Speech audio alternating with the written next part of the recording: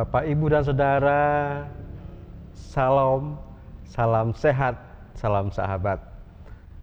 Saat ini kita akan bersama merenungkan sabda Tuhan yang akan kita baca dari 2 Korintus 7 ayat 2-7. 2 Korintus pasal 7 ayat 2-7 yang demikian. Berilah tempat bagi kami di dalam hati kamu. Kami tidak pernah berbuat salah terhadap seorang pun. Tidak seorang pun yang kami rugikan, dan tidak dari seorang pun kami cari untung. Aku berkata demikian bukan untuk menjatuhkan hukuman atas kamu, sebab tadi telah aku katakan bahwa kamu telah beroleh tempat di dalam hati kami, sehingga kita sehidup semati. Aku sangat berterus terang terhadap kamu, tetapi aku juga sangat memegahkan kamu. Dalam segala penderitaan kami, aku sangat terhibur dan sukacitaku melimpah-limpah. Bahkan ketika kami tiba di Makedonia, kami tidak beroleh ketenangan bagi tubuh kami. Di mana-mana kami mengalami kesusahan, dari luar pertengkaran dan dari dalam ketakutan. Tetapi Allah yang menghiburkan orang yang rendah hati telah menghiburkan kami dengan kedatangan Titus. Bukan hanya oleh kedatangannya saja, tetapi juga oleh penghiburan yang dinikmatinya di tengah-tengah kamu.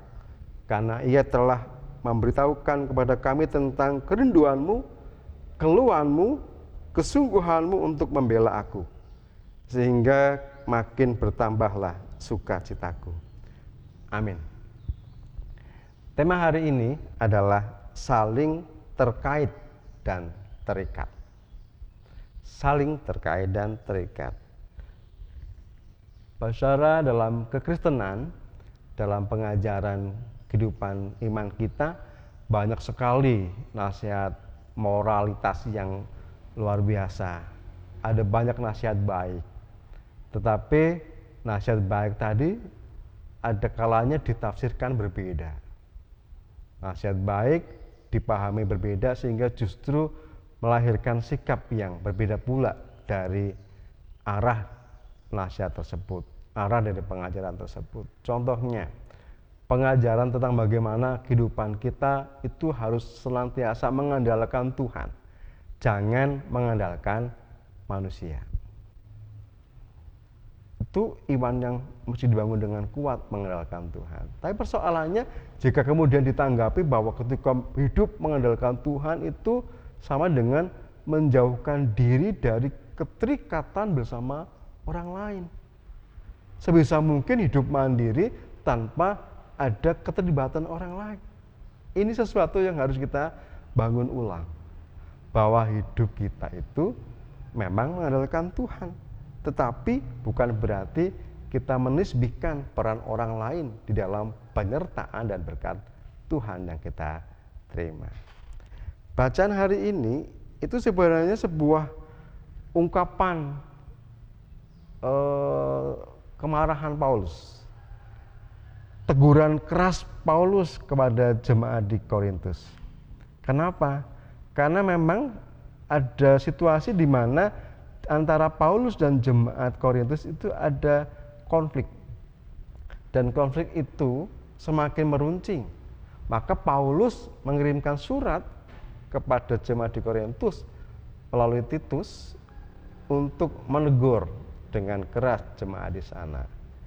Tapi dengan sikap batin yang sebenarnya dipengaruhi pembelaan diri bahwa dia itu ada di posisi yang benar. Surat itu masih bernuansa konflik, sehingga yang terjadi adalah Paulus masih merasa tertekan dalam hatinya. Ayat yang kelima, di mana-mana kami mengalami kesusahan, dari luar pertengkaran dan dari dalam ketakutan. Ada ketertekanan sikap batin Paulus karena konflik dengan jemaat. Nah, tapi begitu Titus datang kembali dan mengabarkan hal yang baik, itu membuat kelegaan luar biasa bagi Paulus.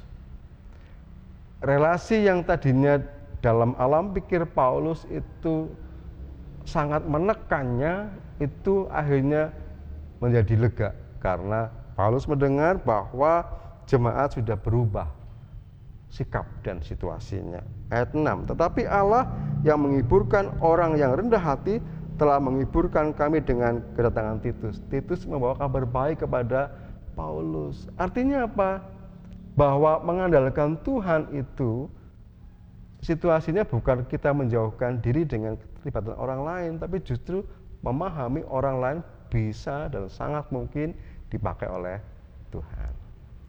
Aplikasinya apa saudara untuk kita semua? Yang pertama, membangun relasi yang baik itu jangan pernah dipikir tanpa konflik. Tapi bagaimana konflik dikelola dengan rendah hati supaya melahirkan sebuah solusi yang baik untuk semuanya. Konflik yang sudah selesai itu mendatangkan, melahirkan damai sejahtera seperti yang dialami oleh Paulus. Luar biasa. Bagaimana pemahaman bahwa orang lain itu sangat mungkin dipakai Tuhan untuk kebaikan kita pribadi ataupun kebersamaan dengan orang lain. Yang kedua, mengandalkan Tuhan itu harus. Tetapi ingat, Tuhan menciptakan kita itu dengan keterkaitan satu sama lain. Tuhan juga menciptakan kita dengan keterikatan untuk saling membutuhkan satu dengan yang lain. Maka hidup kita mestinya saling terkait dan terikat.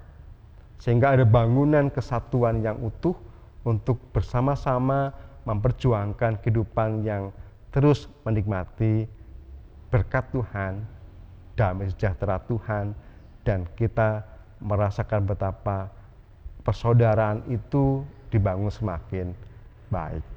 Saudara, keterikatan dalam hubungan kita dengan orang lain itu menjadi sebuah kesadaran yang harus kita pupuk bahwa Tuhan menciptakan kita semua untuk bisa berbuat baik dan menerima damai sejahtera Tuhan.